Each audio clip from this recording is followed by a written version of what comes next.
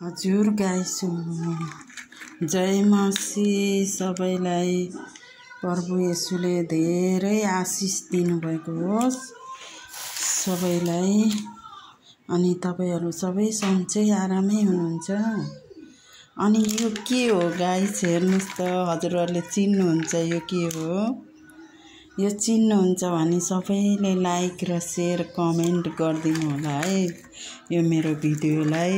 हेर्नुस् त यो के हो, हजुरहरुले चिन्नुहुन्छ भने लाइक शेयर कमेन्ट गरिदिनु होला। र हजुरहरुले पनि यस्तै घरमा जसले खानुहुन्छ यस्तै बनाउनु होला। बनाएर पहिला ल्याउने अनि त्यसबाट त्यसलाई लहरा बनाउने अनि त्यसलाई फेरि नुन बेसार मोलेर अनि सुकाउने अनि सुकिसकेपछि फेरि त्यसलाई निकालेर राख्न त धेरै हुन्छ नि त, फ्यारेर फिजारिन्छ नि त।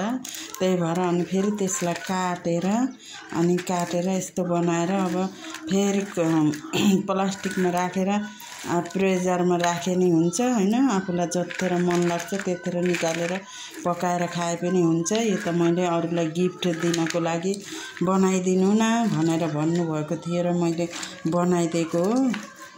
हजुरहरुले पनि आफूहरुले जसले खानुहुन्छ जसलाई इच्छा हुन्छ त्यसले आफ्नै घरमा लिएर बनाउँदा हुन्छ है।